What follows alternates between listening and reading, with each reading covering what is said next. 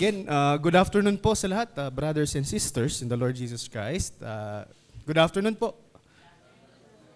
Okay, well, to give courtesy, katulad ng palagi po nating ginagawa sa mga ginagamit nating manuscripts para sa sermon reading, ito pong sermon na aking pong babasahin, di-deliver, at inyo namang maririnig, ay isinulat po ni Reverend Eric Campen.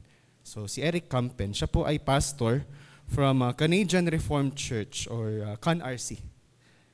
And sa patuloy po natin na pag-aaral sa mga main doctrines ng Christian faith or mga main points, ginagawa po natin ito by studying and walking through all the questions pagdating sa ating Heidelberg Catechism, which was written by Zacharias Ursinus noon 1560s.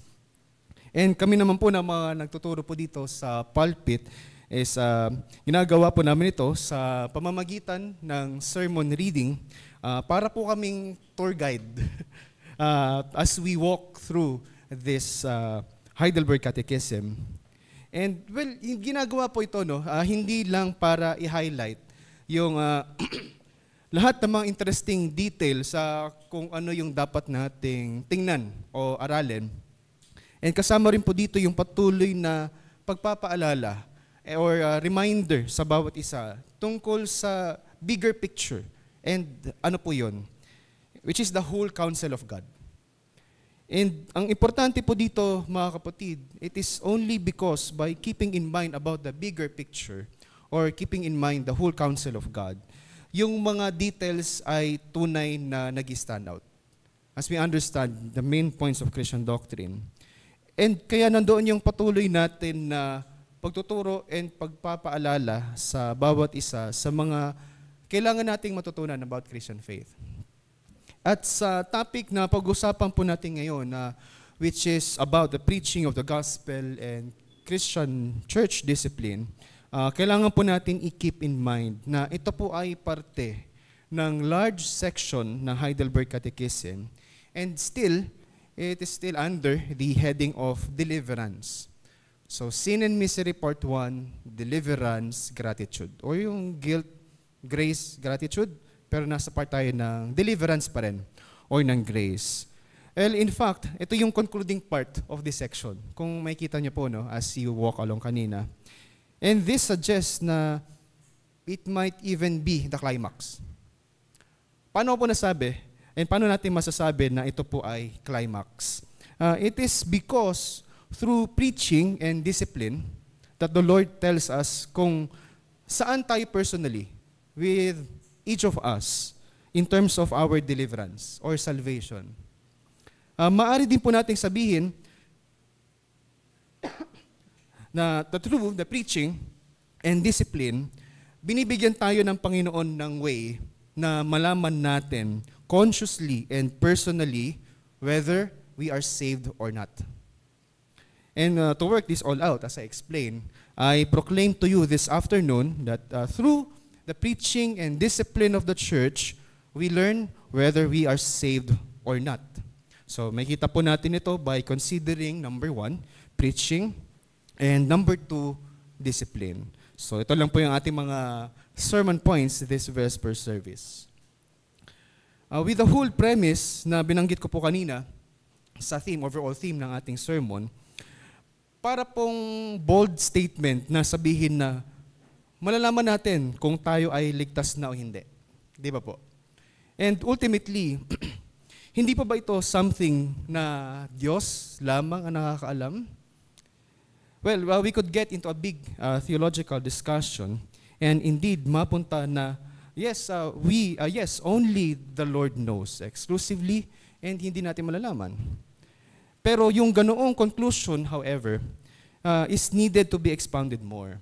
If only the Lord knows exclusively and hindi natin malalaman personally and consciously, hindi po ba inaagaw ng ganoong thought ang lahat ng comfort natin? How can you even speak of the gospel or the good news? And sa kabilang banda naman, kapag binasa natin at pinakinggan natin ang scripture, makita natin na maari nating malaman consciously and personally whether we are saved or not. Sa pamamagitan ng alin? Through the preaching of the gospel. Maunawaan natin dito kung paano natin ito masasabi kapag kinonsider natin ang nature and content of preaching. Nature and content of preaching. Well, una po natin pag-usapan ang nature of preaching. Ang English word for preaching ay translation mula sa Greek word na ang ibig sabihin ay heralding. Some of you may have learned about heralds or familiar sa term. Sila po ay mga special servant ng isang hari. Sila po ang mga pinapadala sa mga town, sa empire ng hari, maaaring para ipahayag ang isang bagong batas o ipahayag na darating ang hari na siya ay bibisita. It can be both. And kadalasan, ang herald ay nagbabasa mula sa isang dokumentong pinirmahan ng hari. So note natin with the description that I said, ito pong aspect ng announcing sa part ng isang herald. At kung titingnan pa natin, note natin ang authority ng salitang babasahin ng isang herald. Well, after all, siya ay mouthpiece lamang ng hari. Pero ang dapat nating isipin, ang sino mang hindi papansin sa mga salita ng isang herald, ay hindi pinapansin ang salita ng hari. In short, preaching is authoritative proclamation from the Lord our King. Ang aspect po na ito ng authoritative proclamation is lumalabas din sa ibang words na ginagamit na makikita natin sa Bible para i-describe yung mga napipreach ng Ebanghelyo. We can think of the word apostle. Ano pong ibig sabihin ng word na apostle?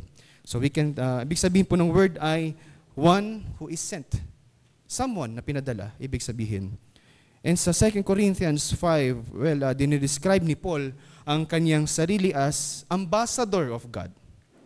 And mula po dun sa word na yon, which is ambassador, na related to international relations, alam natin that ng isang ambassador, siya ay isang official representative of a foreign government. With this kind of words, kapag tinake natin lahat ng mga salitang ito together, may kita natin that the preachers of the gospel are those who simply pass on yung message na binigay lamang sa kanila. Ang kanilang authority ay hindi nakasalalay sa kanilang sarili, kundi sa nagpadala sa kanila. Now, being clear, dahil naging klaro tayo sa nature of preaching, pupunta naman tayo ngayon sa content of preaching. Dito ay may kita natin na kailangan nating limitahan in a narrow sense ang very core na message. And ito po ang message which is to be found in John 3:36 na binasa natin kanina. Whoever believes in the Son has eternal life. Whoever does not obey the Son shall not see life, but the wrath of God remains on him. Ito pong believing in the Son, of course, ito po ay tumutukoy sa paniniwala ng Panginoong Hesus, ang siyang anak ng Diyos na pumarito sa atin at nagkatawang tao, na sa pamamagitan ng kanyang atoning death on the cross, ang Panginoong Hesukristo ay nagbayad ng ating mga kasalanan. Isa pa po, dapat nating tandaan na ang paniniwala sa Kanya, belief and trusting in Him, ay nangangahulugan ng alin? Pagtitiwala, reliance or trusting sa Kanyang atoning sacrifice. At bilang fruit or marks of grace, na ipapakita rin yung paniniwalang ito sa isang humble and godly na pamumuhay. So with all of this, just the same, maari po itong isummarize in terms of believing in the Son, trusting in Him. What we see then is that pagdating sa preaching, in essence, we hear the voice of God.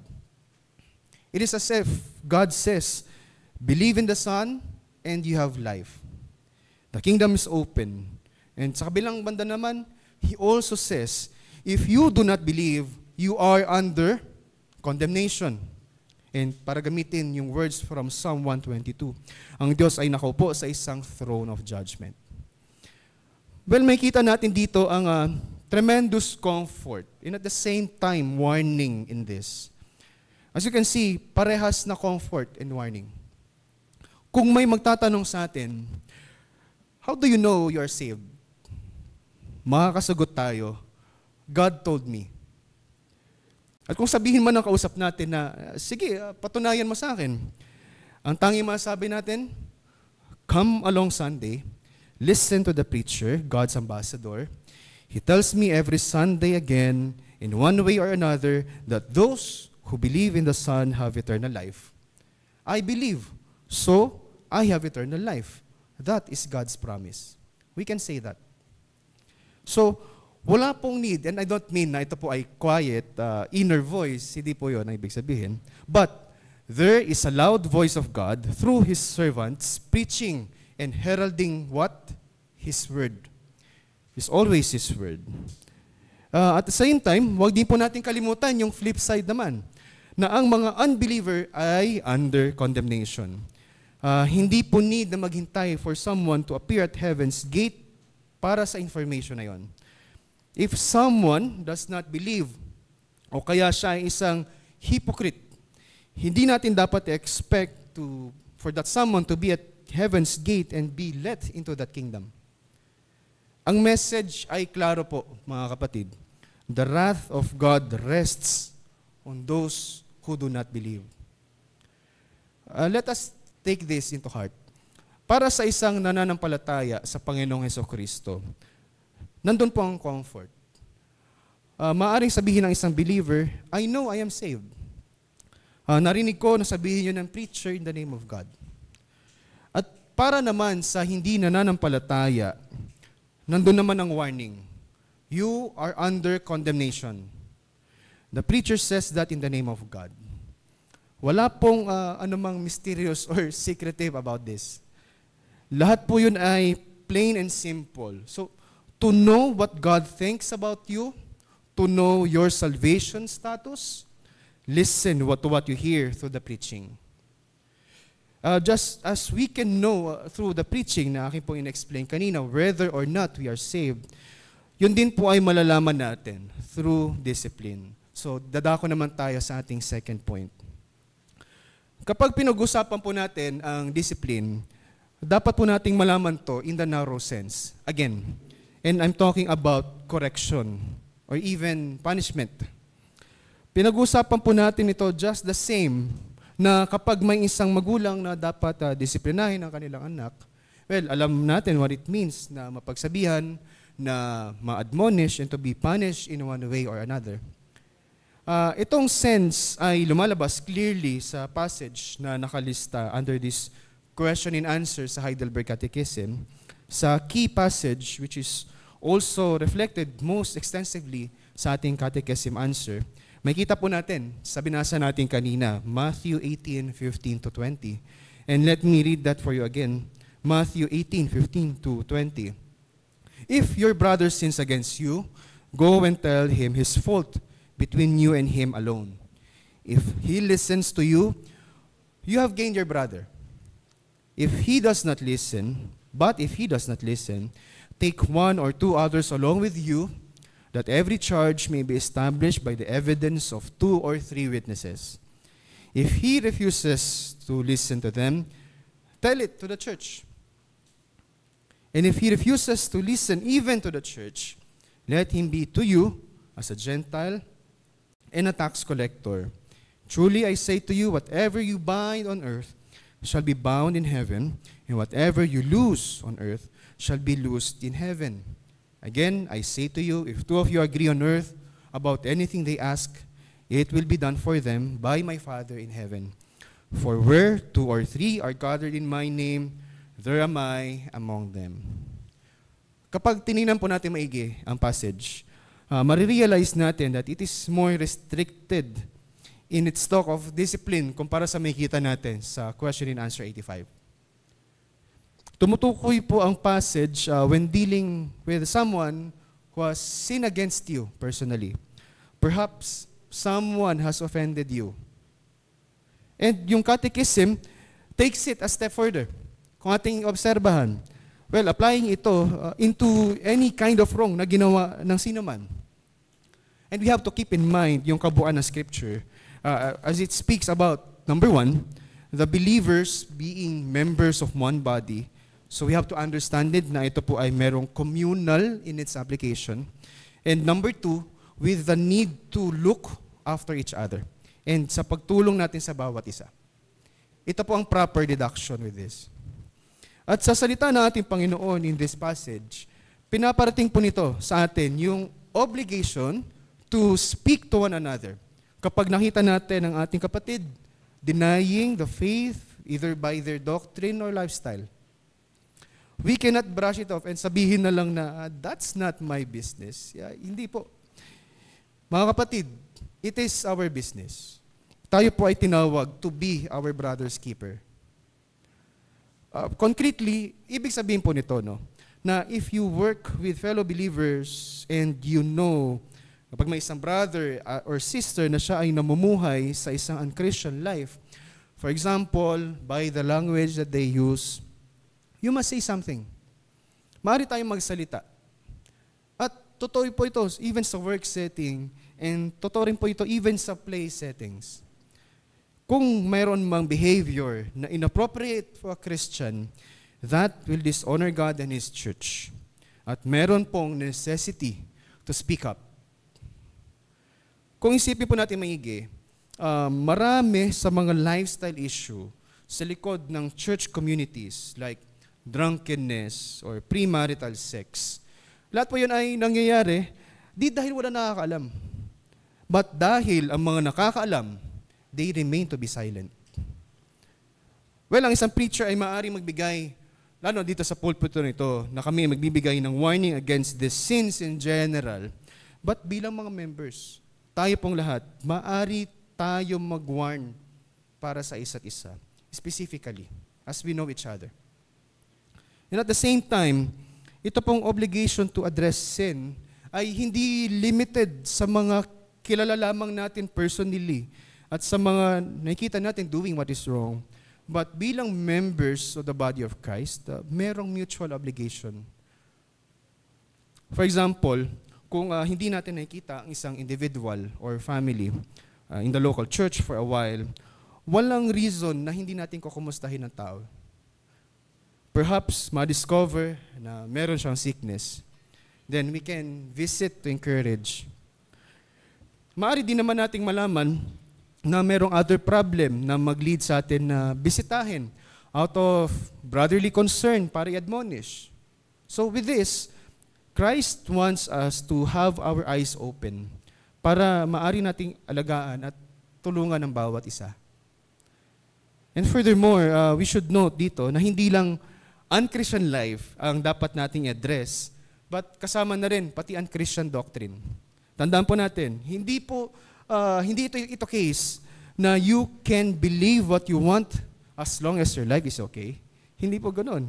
At hindi rin naman ito case na pwede mong gawin ang nais mong gawin as long as your doctrine is okay. No. Pero tandaan po natin, ang doctrine and practice, they must go hand in hand. And false doctrine will lead to ungodly life. And ang ungodly life naman will lead to false doctrine. Sa papanong paraan po, elder, as people turn the truth inside out, distorting it para i-justify ang kanilang wrong actions. It can happen.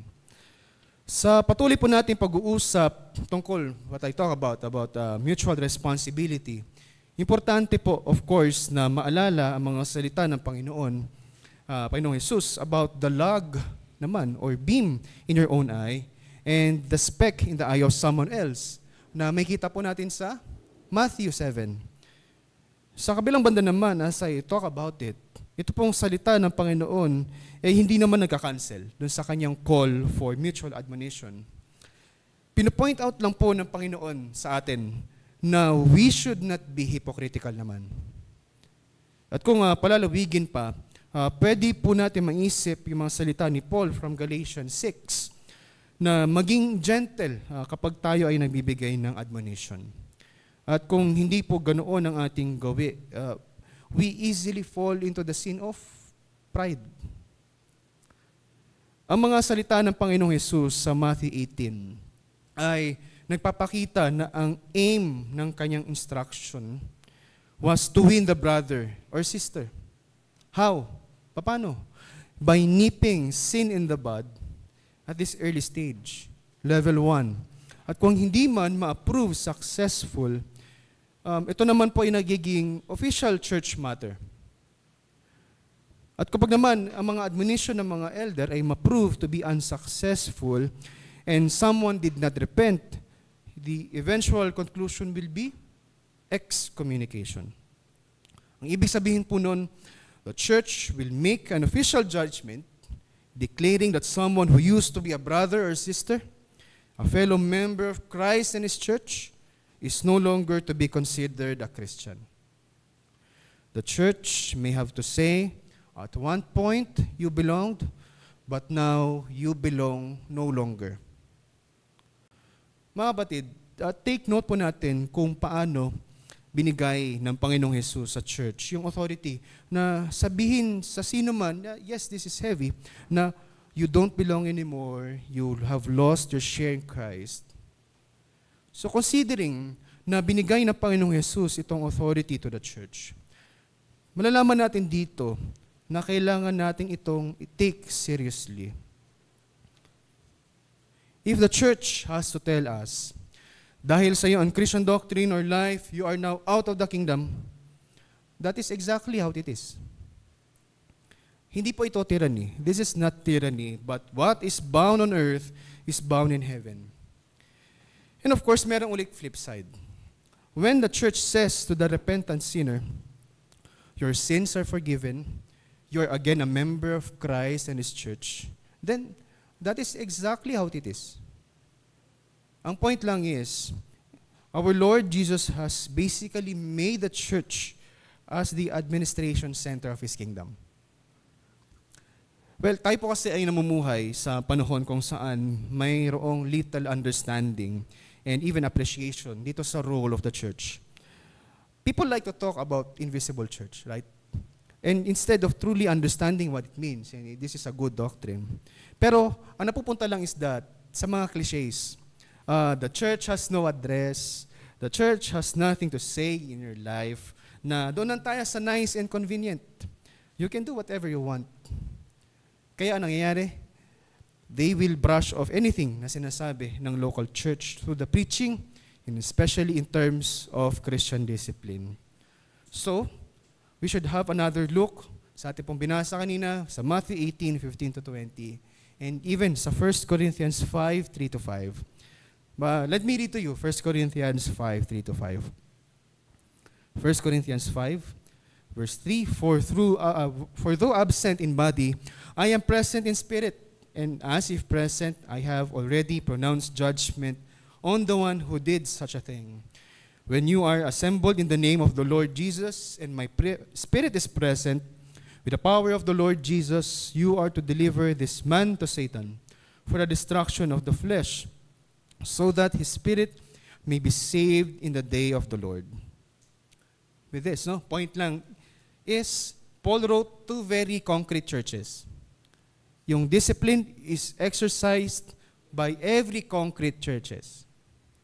Yung delivering to Satan, dito sa term, ay ginagamit for judicial sentencing. Equal po ito to excommunication. Ito ay katumbas sa paglalagay sa isang tao out of the blessing of Christian worship and fellowship. Sa paano paraan? By thrusting him into the Satan's realm, which is the world system.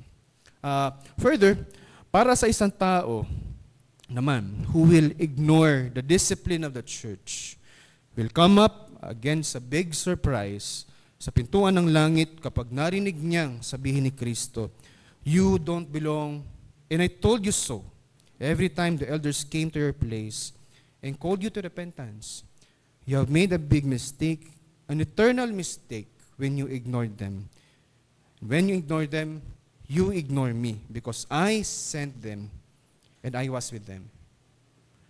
Now, keep in mind po, na kapag pinag-usapan natin ng discipline, katulad ng sinabi ko kanina sa intro, ito po ay nasa section ng deliverance. Ang discipline, bagamat masakit po siya, mga kapatid, ito po ay may goal ng repentance, restoration, and indeed, salvation of a sinner. Pinapakita ng discipline ang care ng ating good shepherd who is not just ready to push away in judgment, but who goes out of his way to find the lost sheep and bring them back. And he does this through his church, through the means of the church. Kaya po, mga kapatid dito sa Zion Covenant Reformed Church, tandaan po nating maigi at ating pong i-meditate at ang role ng preaching and discipline sa ating salvation. Through preaching and discipline, the Lord enables us para malaman natin exactly kung nasaan tayo with our eternal salvation. Para sa mga unbelievers and hypocrites, the message is clear. Don't fool yourself into thinking that you can ignore the preaching and discipline of the church. Isang salita ang nagsasummarize kung ano ang call ng Diyos ng gawin ng isang unbeliever and a hypocrite. Repent. Para naman sa unbelievers, the message is also clear. Accept what you hear with the promises of God. And this is God's unfailing word. Kaya mga kapatid, we can go home in peace. Amen. Let us pray. Almighty and gracious Father, you are majestic and merciful King, and as we reflect upon the keys of the kingdom, we thank you for the profound gift of the preaching of the gospel, which is the power of salvation to everyone who believes, and for the assurance and true peace that you provide to our souls. Lord, we praise you for the clarity and conviction that comes through the preaching of your holy word.